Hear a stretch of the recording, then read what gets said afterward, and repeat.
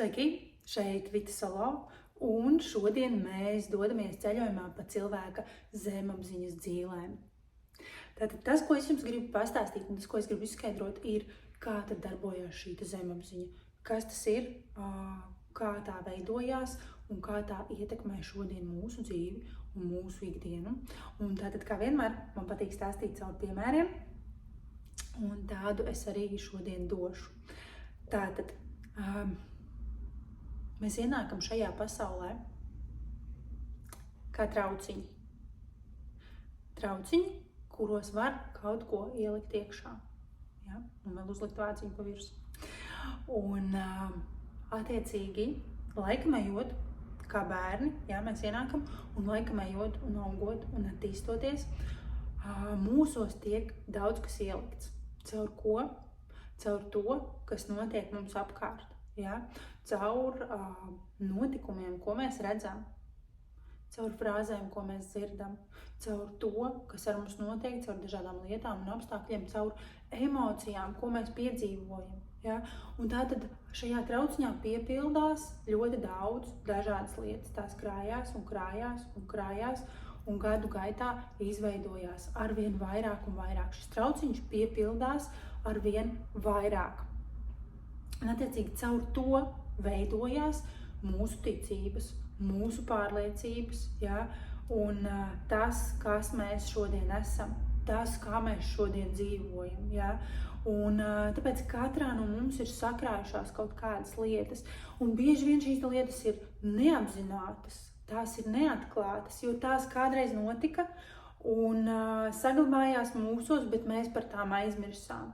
Un it īpaši aizmirstās, ja, ir pagājis daudz laiks. Katram tas ir savādāks. Vienam tie ir 20 gadi, vienam 30, vienam 40, 50, katram savs.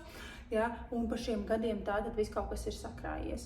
Un ļoti daudzi notikumi, ļoti daudzas atmiņas paliek iekšā, bet te tuvāk tam katliņam, ja, tātad šī brīža domāšanā, šī brīža posmā, mēs tās neatceramies. Un tāpat laikā arī nesaprotam bieži vien.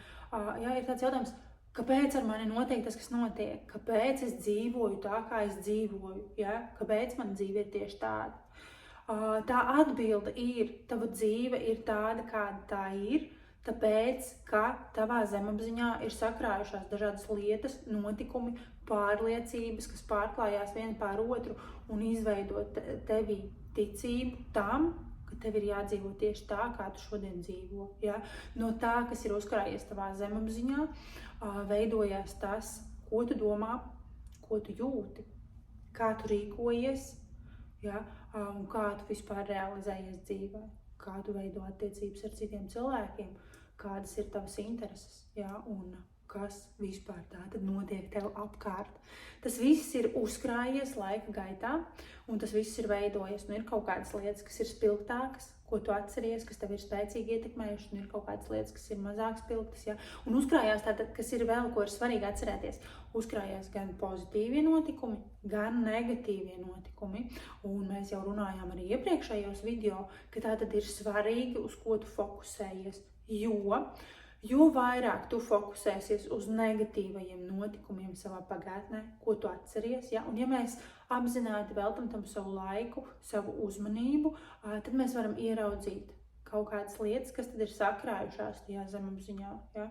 Un ja tu izcel visas šīs negatīvās lietas, redzi tās savā pagātnē, tad arī šodien tajā, kas notiek tev apkārt, tu redzi diezgan daudz negatīvā. Un arī nākotne visticamāk liekas biedējoša, trauksmaina, ja, un negatīva.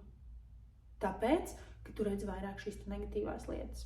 Bet ja tu maini šo te uzmanības fokusu un sāc atsaukt atmiņā šīs te pozitīvās lietas, to, kas tur ir bijis labs, kas ir noticis pozitīvs, ja, kas ir tie patīkamie notikumi, manās atmiņās, manā zemapziņā, un palēnām tos celt ārā, tie pa vienam palēnām sāk nākt ārā, kad tu sāc to fokusēties un sāc tos meklēt, ja, tad arī apkārt šī dzīve sāk veidoties savādāk. Izrādās, ka šodien šeit apkārt arī ir daudz vairāk pozitīvā. Izrādās, ka arī nākotne sāk izskatīties gaišāka, interesantāka, patīkamāka un sāk vairāk gribēties dzīvot, jo šķiet, ka apkārt notiek vairāk pozitīvas lietas. Izrādās, ka arī apkārt ir patīkamāki cilvēki, izrādās, ka ir vieglāk veidot attiecības ar tiem, un izrādās, ka pasaulē ir daudz vairāk iespēju nekā iepriekš likās. Bet tieši tāpēc ir šis te uzdevums, ja, dažkārt ieskatīties tajā trauciņā, kas tad tur ir sakrājies, un darīt to apzināti, ja, darīt to apzināti un vērst uz to savu uzmanību. Ok, paskatīsimies, kas tad ir man iekšā, kā tas ir veidojies un no kurienes tas nāk, ja, jo nekas jau šeit nenotiek tāpat vien. Nekas nenotiek tāpat vien. Ir likuma sakarības šajā pasaulē, ja? Tātad ir cēloņi un ir sekas. Un tas, kas notiek šodien, ir sekas tam, kas kādreiz kaut kur ir izveidojies. Un ja cilvēka galvā ir izveidojusies kaut kāda pārliecība par to, kāda ir lietu kārtība, kas un kā notiek šajā pasaulē, tad viņš to arī piedzīvo. Jo cilvēka prāts jau nav muļķis, ja? Viņš neies pats pret sevi. Viņš visu laiku mēģinās tev pierādīt, ka tas, kam tu tici, ir patiesība. Bet, ja tev liekas, ka tomēr tā nav patiesība, un tu sāc sevi apšaubīt un domāt, ka varbūt tās, ka var savādāk, varbūt, ka var arī dzīvot savādāk, varbūt lietas notiek savādāk, varbūt es esmu savādāks, ja? Ko es par sevi domāju, varbūt citi cilvēki ir savādāki. Tiklīdz tu sāc apšaubīt savu patiesību, tu sāc meklēt atbildes. Un patiesībā, jo labāk tu apzinies šos savus iekšējos procesus, labāk apzinies ar tevi notikušo un to, kā tas ir veidojies, un spēj atbrīvoties no šīm te negatīvajām emocijām savā pagātnē un ieraudzīt vairāk pozitīvo, jo vieglāk un pozitīvāk veidojās tava šodiena, ja? Un tu vari ar to strādāt. Tu vari ar to strādāt, metot ārā negatīvo no šī trauciņa, ja? Un ieliekot vairāk pozitīvo. Un arī tagad, šodien, šeit un tagad tu vari uzkrāt jaunas lietas. Arī tagad, šodien un šeit tu veidojies. Tas trauciņš turpina piepildīties, ja?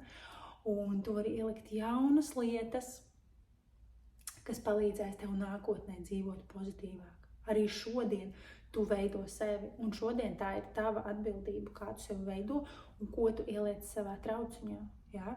Un jo vairāk tev apkārt ir pozitīvi noskaņoti un domājoši cilvēki, jo vairāk tev apkārt ir vērtīga un noderīga informācija, kas tevi stiprina, iepriecina un dod ticību sev un pasaulē un tajā notiekošajam. Ja?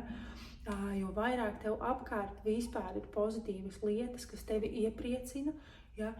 Jo labāk tu jūties šodienā un vēl jo vairāk tu uzkrāj šīs pozitīvās lietas savai nākotnē, kas nozīmē, ka tā kļūs arvien gaišāk un gaišāk. Šodien tu iesēji sēklu tam, kas tevī izaugs rīt, par ko tu izaugs rīt. Tāpēc ir ļoti svarīgi sekot līdz tam, kas ir tev apkārt, kādā vidē tu atrodies, kādu informāciju tu ieliec sevī, kādas sajūtas tu sevī rādi caur to, kas ar tevi notiek un ko tu piedzīvo ikdienā. Ja? Kas ir tas arī, kādu ēdienu tu ieliec sevī, kā tu parūpējies par savu ķermeni, ja? Tam visam būs sekas. Ja? Un šodien tu vari radīt to pozitīvo un patīkamo vidi, augsni tam, lai pēc tam izaugtu kaut kas labs. Un ja tu ieskaties mazliet nākotnē un uzdod savu jautājumu un pajautā sev to, kā tad es gribu justies pēc gada, kā es gribu izskatīties pēc gada, kādās emocijās es vēlos būt pēc gada.